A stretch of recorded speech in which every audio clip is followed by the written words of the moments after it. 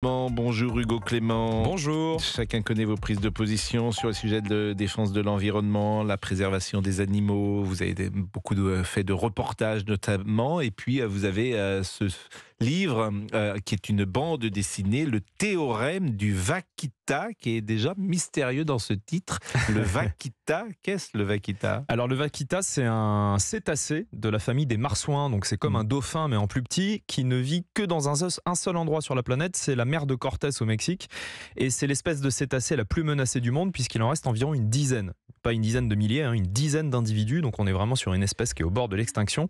Et le théorème du vaquita, c'est pour expliquer que même si on ne voit pas le rapport avec notre vie au quotidien, on est liés, nous les humains, aux autres espèces animales pour survivre, tout simplement. Et il y a un côté un peu Cassandre, disons-le, dans votre position, puisque vous parlez parfois d'une nouvelle guerre mondiale. Oui, bien sûr. Cassandre que personne ne voulait écouter.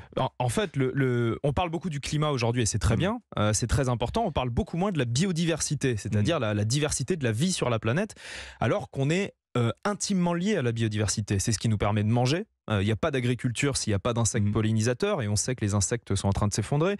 C'est ce qui nous permet de respirer. Il n'y a pas d'oxygène produit sans océan en bonne santé. C'est ce qui nous permet de nous soigner. On trouve les molécules de nos médicaments dans la nature, notamment dans les forêts équatoriales. Donc en fait, on est vraiment lié à la biodiversité. Et j'essaye de prendre une image pour expliquer ce que c'est. C'est un peu comme une maison, la biodiversité, dans laquelle on habite toutes et tous. Et chaque brique de cette maison est une espèce. Si vous en enlevez quelques-unes, il ne se passe rien. On se rend compte de rien. Mais le jour où vous enlevez trop de briques, toute la maison s'effondre et on meurt tous ensemble. Alors quand je parle de Cassandre, vous écrivez, nous sommes le vendredi 3 janvier 2020, ma fille Jim est née à 14h24, sa vie commence dans l'amour et la sécurité, pourtant en 2100, le monde tel que nous le connaissons n'existera plus. La crise écologique va rendre la Terre inhospitalière pour notre espèce, mais il n'est pas trop tard. Pour Jim et pour tous les autres enfants, nous pouvons nous battre.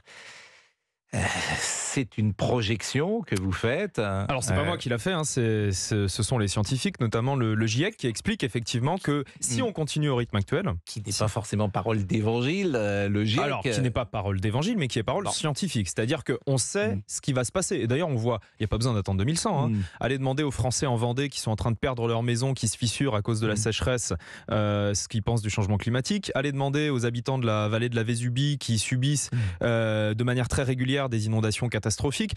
On voit ce qui est en train de se passer, y compris en France. On voit ce qui nous touche. On n'a pas besoin d'attendre 2100. Mais c'est vrai que ce que disent les scientifiques, c'est que si on continue au rythme où on va actuellement, avec un réchauffement qui dépassera probablement les plus 3, plus 4 degrés, on sera dans un monde inhospitalier, on sera dans un monde où certaines zones ne seront tout simplement plus habitables, avec les conséquences qu'on connaît ensuite, notamment des vagues de migration massive, de gens qui quitteront des pays devenus inhabitables pour venir dans nos contrées, et toutes les conséquences qu'on peut imaginer en termes de conflits. La question, évidemment, le réchauffement climatique, il existe, la part de l'homme, c'est là que parfois le débat commence. Je sais par exemple qu'en France, on est responsable à moins d'1% des émissions de gaz. Donc si notre comportement change, est-ce que par exemple, pour reprendre votre exemple de la maison de la Vendée, est-ce que cette maison sera moins fissurée ou pas? C'est ça qui est toujours difficile à mettre en place. Et puis quelle solution? Est-ce que vous pensez que l'homme, parce que c'est une forme de folie, peut-être, et on l'a vu aussi avec le Covid, est-ce que l'homme peut se battre pour changer la nature? C'est une bonne question et on va y répondre après la pause. D'accord, il y a une pause alors. Il y a une pause. Il y a plusieurs pauses. Vous êtes avec nous jusqu'à 13h. On a le temps, ça va. Donc c'est passionnant de vous écouter. Et sur cette couverture, il y a un dessin et une petite affiche « Mort pour rien ». Ouais, on voit un gros tas de poissons. Exactement. Avec marqué mort pour rien.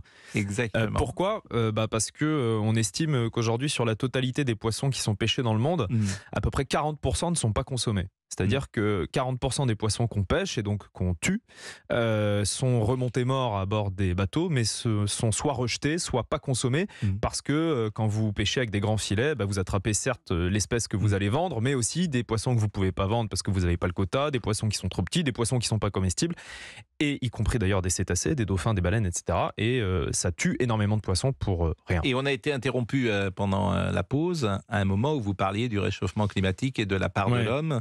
Et vous vouliez peut-être préciser là-dessus des choses. Oui, non, je voulais rebondir. Quand vous dites la France, on est 1% des émissions de gaz à effet de serre, c'est vrai, aujourd'hui on est 1% des émissions de gaz à effet de serre. Le climat, c'est un phénomène mondial, donc on a besoin d'avoir une action mondiale pour agir dessus. Et moi, ce que je dis dans cette BD, c'est que sur la biodiversité, c'est-à-dire sur ce qu'on fait de nos rivières, nos forêts, nos eaux territoriales, quels pesticides on autorise ou pas, chez nous, pas en Chine, pas aux États-Unis, chez nous. Ça, c'est nous qui décidons. On n'a pas besoin d'attendre ce que les Chinois ou les Américains en pensent pour mettre en place des réglementations. Quand on autorise des produits qui multiplient le risque de cancer, notamment de cancer pédiatrique, et on sait que c'est un gros problème dans certaines régions, c'est nous qui le décidons, c'est pas les Chinois. Quand on autorise des chalutiers industriels hollandais qui font 150 mètres de long à venir piller nos eaux territoriales au détriment des petits pêcheurs artisans français, c'est nous qui le décidons. Ce ne sont pas les Chinois. Donc, avant de regarder ce que les autres font, il faut aussi qu'on regarde à l'intérieur de nos frontières ce qu'on veut faire, nous, de notre pays. Mais vous voyez, et c'est là que c'est très difficile, puisque vous avez une connaissance, bien sûr, sur ces sujets-là que je n'ai pas, et ça m'arrive d'échanger avec des agriculteurs. Mais prenons l'exemple du glyphosate.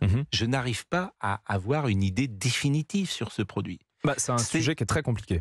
Oui, mais alors les agriculteurs disent évidemment j'ai besoin du glyphosate parce qu'autrement mes cultures je ne peux pas les produire convenablement. Je pense que la nature globalement faut la domestiquer parce qu'autrement ça peut être très compliqué pour eux. Il a besoin d'être domestiqué et je n'arrive pas à savoir si ce produit est nocif ou pas. Je ne sais pas si vous avez un avis définitif. C'est normal Pascal parce que vous êtes victime de l'intoxication des lobbies de l'agro-industrie et de l'agrochimie qui arrivent à vous faire douter. Et c'est le but de ces grosses puissances industrielles et financières. Pour vous, c'est en fait, il faut regarder toxique. Bien sûr que c'est toxique. Il faut regarder ce que disent les scientifiques, pas les agences réglementaires, les scientifiques, parce que les agences réglementaires qui disent il n'y a aucun problème, sur quoi elles se basent? Notamment sur des études qui sont faites par les fabricants de pesticides eux-mêmes, qui disent il n'y a pas de souci avec nos produits. Évidemment, ils ne vont pas dire l'inverse. Quand vous regardez ce que dit le Centre international de recherche sur le cancer, qui est l'organisme de référence au niveau mondial, ils disent le glyphosate est un cancérogène probable. Quand vous regardez ce que dit l'INSERM, un organisme de référence de recherche scientifique en France, ils disent attention, il y a des risques. Évidemment que la science montre qu'il y a des risques. Je le rappelle, il n'est pas interdit en France, alors qu'Emmanuel Macron avait promis de le faire. Oui, mais parce que visiblement, des études l'ont convaincu du contraire, si j'ai bien compris. Non, je ne crois pas trop au lobby aujourd'hui. Allez voir comment ça se passe à l'Europe, Pascal, pardon, mais vous êtes un peu naïf si vous ne croyez pas au lobby, parce que évidemment sur ce terme de l'agrochimie. Alors, je crois au lobby, vous avez raison, peut-être ponctuellement, mais sur ce sujet qui a été très expertisé ces dernières années, j'ai le sentiment, et peut-être que je me trompe, que si vraiment ce produit était cancérigène, j'imagine qu'Emmanuel Macron le retirerait de la circulation. Non, malheureusement, c'est pas comme ça que ça marche. Si un fabricant de pesticides, par exemple Bayer Monsanto, fait une étude et vous dit « mon glyphosate n'est pas cancérogène », est-ce que vous allez le croire ? Non. Bon, voilà, et c'est ce qui se passe. Donc, quand vous regardez ce que les scientifiques font, voilà, les experts scientifiques, par exemple, les chercheurs de l'INRA, qui est un organisme qui fait référence en France sur l'agronomie, qui ont conduit des études sur le glyphosate, disent qu'il y a un risque très important. Donc, la question, c'est qu'est-ce qu'on fait? Est-ce qu'on fait passer d'abord la santé des Français ou est-ce qu'on fait passer d'abord des intérêts économiques, qui d'ailleurs souvent ne sont pas des intérêts économiques français, parce que les principaux fabricants de pesticides ne sont pas français. C'est ça la question qui se pose, et aujourd'hui malheureusement le politique fait souvent le choix de l'économie, du business, avant de faire passer la santé des Français. Alors Christophe, parce que le principe de cette émission, c'est aussi de vous confronter, pourquoi pas, à des auditeurs qui sont d'accord ou pas avec vous. Christophe est agriculteur. Bonjour Christophe. Bonjour Pascal. Et merci. Quel type d'agriculture produisez-vous? Eh bien moi je suis agriculteur en Normandie dans le département de l'Eure. Je suis une agriculture conventionnelle en polyculture élevage. J'ai un élevage de brebis, donc j'ai 200 brebis sur l'exploitation. J'ai 150 hectares de scope. Donc de scope, c'est-à-dire de production qu'on produit pour vendre, du blé, de l'orge, du colza. On fait aussi du lin, je fais de la luzerne pour mes animaux, de l'orge. Et donc voilà. Vous utilisez des pesticides, j'imagine? Ah oui, j'utilise des pesticides. Alors faut savoir quand même qu'on est très très encadré en France pour utiliser des pesticides. On a des contrôles, on est obligé d'avoir des certificats pour mettre ces produits-là. Et puis ces produits-là, on les met à des doses minimes. qui sont autorisés par l'État. Donc il faut savoir que la France, on a des doses minimes par rapport aux autres pays d'Europe. Alors par exemple, on a des produits qui sont interdits en France, mais par contre on importe des céréales où ces produits-là sont autorisés. Donc le problème, c'est que la variable d'ajustement... Ce que j'entends souvent d'ailleurs chez les agriculteurs, c'est de dire nous en France on a des normes, les autres ne les ont pas et c'est nous à l'arrivée qui sommes les victimes. J'entends ça parfois. Et voilà, et vous avez des pays très limitrophes, hein. Vous avez la Belgique, la Hollande, l'Espagne, des pays comme l'Angleterre. Sur les betteraves, par exemple, sur les betteraves sucrières, je crois, ou les betteraves. Sur les betteraves sucrières, mais vous avez aussi, on parlait du glyphosate. Vous avez le glyphosate, vous utilisez par exemple du glyphosate en Angleterre. En Angleterre, avant de moissonner un blé, ils mettent du glyphosate. En France, c'est interdit.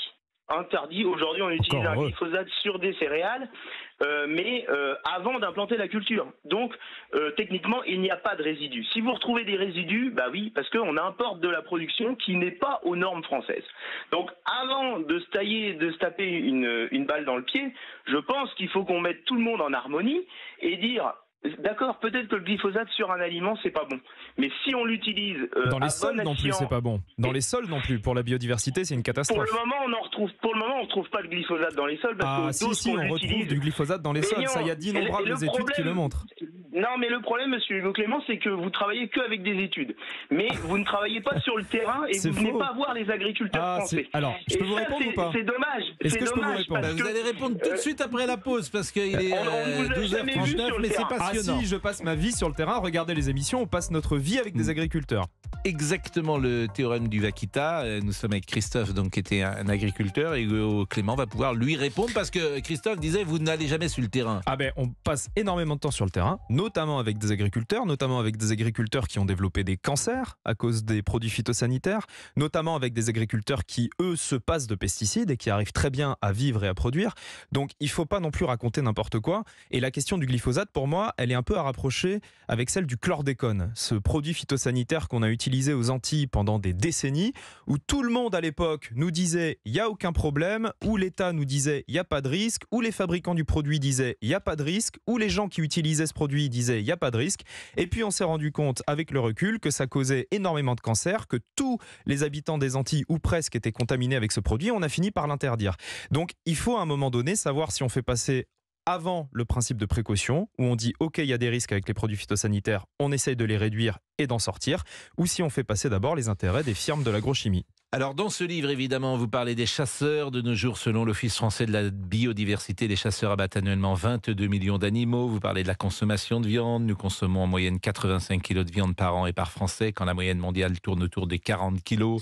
Et vous parlez de la pollution des océans, bien sûr, de l'avenir. Et puis vous parlez des cirques. Dans ce combat, la condition des animaux a été pour moi un déclencheur. En enquêtant sur les mauvais traitements, notamment dans les cirques, je me suis rendu compte que l'on ne se conduisait pas bien. Et effectivement, là, moi je connais, et c'est ça qui est difficile, je connais très bien par exemple monsieur Edelstein, dresseur de fauves, qui est dresseur de fauves chez Pinder. C'est quelqu'un que j'aime beaucoup, pour tout vous dire, parce qu'il est investi dans ce qu'il fait depuis des années, parce qu'il a des fauves, parce que c'est sa vie. Et puis aujourd'hui, je dis, je peux plus travailler. Je peux plus travailler. Et mes fauves, je les aime. Ils sont merveilleusement nourris, merveilleusement, non pas entretenus, mais en tout cas, on s'occupe d'eux comme personne ne s'occuperait d'eux. La nature est sauvage, me dit-il. Il serait parfois peut-être en très grande difficulté. Et j'entends cette parole-là. Est-ce que la place d'un fauve, d'un lion ou d'un tigre, c'est d'être dans un camion? Et ben, c'est ce que je lui dis aussi, vous avez raison, et je suis dans cette ambiguïté. Qu'est-ce que vous voulez que je vous dise? C'est ça la question qu'il faut... la place d'un tigre d'être dans une cage. Et aujourd'hui, Pascal, il y a plus de tigres en captivité qu'en liberté dans la nature. Donc ça doit quand même nous interroger.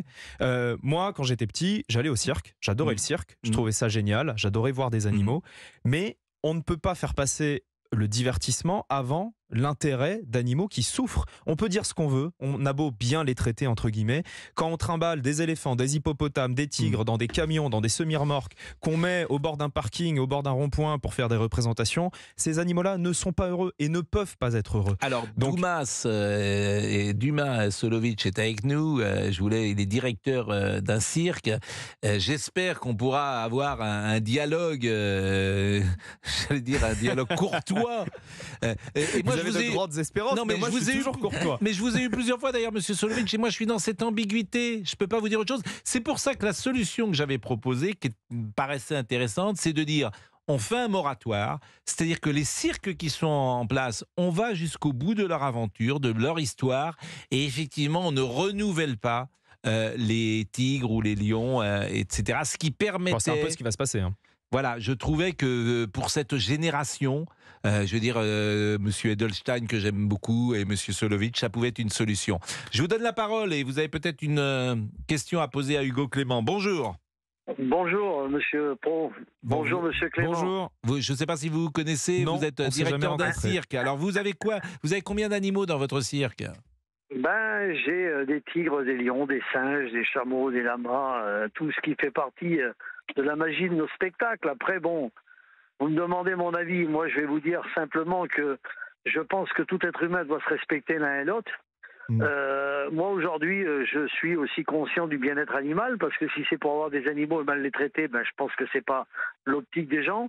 Aujourd'hui, on nous dit que la population, la mentalité des gens ont changé, que ils veulent plus voir d'animaux dans les cirques ou des trucs comme ça. Bon, après, chacun ses opinions. Moi, j'ai quand même une question à poser à Monsieur Clément, parce que bon, il est défenseur soi-disant de la cause animale, mais bon, il a aucune expérience professionnelle sur le domaine des animaux. Parce que, à part les réseaux sociaux qui est son motif et sa solution d'influenceur, comment se fait-il que si les gens ont autant d'importance au bien-être animal aujourd'hui dans le monde, je ne vais pas parler qu'en France, parce qu'on parle du bien-être animal dans le monde, comment se fait-il qu'il y a autant d'animaux qui soient abandonnés sur le bord de la route si les gens ont une conscience du bien-être animal? Vous verrez jamais un cirque abandonner ses animaux au bord de la route. Après, vous dites qu'on les transporte dans des camions, leurs places ne sont pas dans des camions.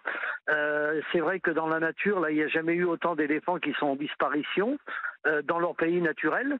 Il y en a qui crèvent de soif et qui crèvent de faim parce qu'il n'y a pas ce qu'il faut sur place. Moi, je vais vous dire une chose, Monsieur Clément. J'ai décidé, pour faire une expérience, de donner, des bêtes qui avaient 15, 17 ans, 18 ans dans un sanctuaire, pour voir quelle allait être leur réaction à ces animaux. Et un mois et demi après leur départ, il y en a déjà un qui est mort. Quelle est la question, du coup ? Quelle est la question ? Je vais vous dire franchement, monsieur, quand vous avez des animaux que vous avez élevés depuis leur plus jeune âge et qu'ils ont une habitude, un style de vie, de vivre avec leurs soigneurs et tout ça, et quand on les sépare de ces gens, ces animaux-là, ils meurent d'ennui. Et leur environnement a changé et ça peut leur causer la mort. D'où le moratoire que j'imaginais, peut-être que c'est une solution. Est-ce que vous préférez passer votre vie dans une petite cellule en béton en étant correctement nourri et abreuvé et protégé des risques du monde, ou est-ce que vous préférez vivre en liberté avec le risque que ça peut comporter ? Est-ce que vous avez des animaux chez vous, Monsieur Clément ? Oui, tout à fait. J'ai une chienne que j'ai récupérée à la SPA. Voilà. Bon, alors il faudrait aussi que vous essayiez de vous pencher à répondre dans une cellule. Si j'ai fait des choses malhonnêtes dans ma vie, faut pas comparaître un lion et un être humain, déjà premièrement. Pourquoi ? Parce que si le lion, parce que Monsieur Clément, si demain en termes de sensation, parce que vous parlez beaucoup, vous parlez tout seul, mais en termes de sensation, non mais laissez-moi vous répondre, s'il vous plaît. Vous avez pas posé de question. Vous m'avez posé une question, je veux vous répondre. En termes de sensation, entre un lion et un être humain, on ressent la même chose en termes de souffrance et d'enfermement. Mais ça, c'est vous qui le dites. Vous êtes c'est pas moi qui le dis, c'est les scientifiques. On a le même système nerveux, on est des mammifères tous les deux. Ouais, à part si vous allez prendre un lion que vous prenez, vous captivez dedans la savane et que vous le mettez en cage, cet animal-là n'a pas connu la captivité. Là, on parle d'animaux qui sont nés captifs, qui sont nés comme ça. Pourquoi le lion et le tigre, il est en cage ? Moi, je préférais les lâcher, je vous le dis franchement. Sauf qu'ils sont considérés comme des animaux. Il est en cage pour que vous fassiez de l'argent avec. Et monsieur, quand les associations, mais monsieur, quand les associations font des demandes aux dons pour demander de l'argent, mais les associations, c'est à but non lucratif, monsieur. Vous faites de l'argent avec vos lions. La présidente de Con Animal, elle a 8 000 € de salaire par mois. Non, ça c'est complètement une fake news. Ça, c'est complètement une fake news. Ce que je vous propose, c'est pas aller sur ce terrain-là. On va pas aller, mais je vais vous répondre. Le tigre et le lion, il est en cage parce que c'est un animal dangereux. Mais n'importe quoi. C'est pas un animal dangereux. Le lion et le tigre, s'il est dans la nature, il est. Et vous savez combien il y a de morts chaque année tués par des tigres sauvages ? Et vous savez combien il y a de morts tués par des êtres humains chaque année ? Voilà. Vous avez répondu à la question. Qui est l'animal le plus dangereux ? L'être humain ou le tigre ? Bon. Eh ben, quand on va sur son territoire, l'être humain, et quand on va sur son territoire, le tigre aussi, monsieur Clément. Combien si il y vous a de allez morts sur son chaque année, territoire de combien chasse, il y a de morts chaque année avec les tigres et les lions? Est-ce que vous pouvez me répondre? dans des cirques. Non, dans la nature. Non, mais moi je vous parle des cirques. Moi je vous parle pas de nature. Je vous parle d'animaux captifs. C'est bien le problème. En tout cas, Ah ben, aujourd'hui, pour faire la revenons sur différence entre l'un et l'autre. revenons. Bon, vous êtes directeur de cirque depuis combien de temps, Monsieur Solovitch? Ben, j'ai 55 ans, je suis né dans le cirque. Vous êtes né dans le cirque. Bon, est-ce que vous pouvez toujours faire aujourd'hui vos tournées, vos représentations, ou est-ce que dans certaines villes, vous ne pouvez plus entrer puisqu'il y a des arrêtés municipaux qui disent plus de cirque avec des animaux? Ben, comme c'est illégal, je vais dans des villes même qu'ils ont pris des arrêtés, parce que j'ai le droit d'exploiter mon métier pour l'instant, vu que M. Hugo Clément et ses collaborateurs ont stigmatisé mon activité en disant qu'on était des gens qui maltraitaient les animaux. Donc, cause à lui, il a mis les animaux en péril. De changer, si je peux me permettre, de vous reconvertir, par exemple. Je sais que Bouglione a arrêté les animaux pour faire un autre type de cirque. Ben, il a fait faillite. Non, pas encore. Si je peux me... trouvez-moi où le cirque André-Joseph Bouglione je vais vous trouver. exploite aujourd'hui, trouvez-moi-le. Il y a un magnifique contre-exemple qui s'appelle le Cirque du Soleil, qui est probablement un des cirques qui cartonne le plus au niveau mondial, qui génère énormément d'argent et qui n'a pas d'animaux sauvages. Donc il est aussi possible de faire des spectacles sans exploiter des animaux sauvages. Et la question qui se pose, monsieur, c'est quelle est la priorité? Est-ce que c'est votre business ou est-ce que c'est le bien-être de ces animaux qui n'ont rien à faire dans des cages? La question, c'est juste celle-là. Est-ce qu'on peut se passer de cirque pour vivre? Oui. La réponse est oui, il n'y a aucun problème, on peut se passer de cirque pour vivre, on peut faire autre chose, on peut aller observer des animaux dans la nature, et il y a plein d'animaux absolument magnifiques en France à aller observer dans nos forêts, que ce soit des cerfs, des renards, des blaireaux. On n'a pas besoin d'aller voir un tigre ou un lion qui est enfermé dans une cage. Et on dit pas que... Et on ne dit pas que les gens qui travaillent dans le cirque maltraitent physiquement leurs animaux. Moi, ce que je dis, c'est que le système de détention d'animaux dans des camions, dans des cirques itinérants, en soi est une maltraitance. Et qu'un tigre ne peut pas être heureux dans une cage et qu'un dauphin ne sera jamais heureux enfermé dans une piscine. Mais c'est votre l'avis des scientifiques. Et comment vous voulez? Mais non, monsieur, non, je suis pas d'accord. C'est l'avis des... Vous êtes peut-être pas d'accord, mais c'est la science. Bon. Non, mais non, monsieur, c'est pas la science. C'est intéressant, c'est sans pas doute. La science. Monsieur Ce n'est pas la science. Non, mais attendez, monsieur, ce n'est pas la science. La science dit qu'un animal sauvage n'a rien à faire dans un cirque, je suis d'accord. Mais là, on ne parle pas d'animaux sauvages. Ce sont des espèces sauvages, bien sûr. Non, monsieur. Monsieur Clément, vous n'êtes pas vétérinaire. Non, mais vous n'êtes pas vétérinaire, monsieur. Non, mais ce sont des espèces sauvages. Vous pouvez dire ce que vous voulez. Le tigre, c'est pas un chien. C'est pas des espèces qui ont évolué avec l'homme.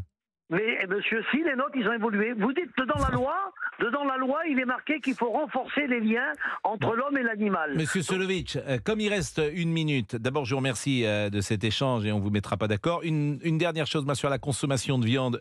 Vous ne mangez pas du tout de viande? Non, moi je ne mange pas du tout de viande et pas du tout de poisson, mais ce que je dis dans la BD... Hugo, ce que je veux vous dire aussi, c'est que... Attendez, mais non, parce que ce que je dis dans la BD, c'est pas qu'il faut tous devenir végétariens. Moi je dis qu'il faut revenir à une consommation qui soit plus raisonnable, comme faisaient nos grands-parents, comme faisaient les anciens, et revenir à un élevage paysan respectueux des animaux où ils ont accès au plein air. La réalité aujourd'hui, c'est que la majorité des animaux élevés en France sont enfermés dans des élevages intensifs. Je veux vous dire, parce que ça me touche, il y a aussi le plaisir. Si le tofu c'était aussi bon, et si manger vegan... Moi j'aime pas le tofu, moi. C'est bon le tofu. Si manger vegan et végétarien c'était aussi bon, je parle même pas de l'affaire de santé là, parce qu'il faut quand même prendre des protéines pour les gosses. Moi je suis fils de pêcheur.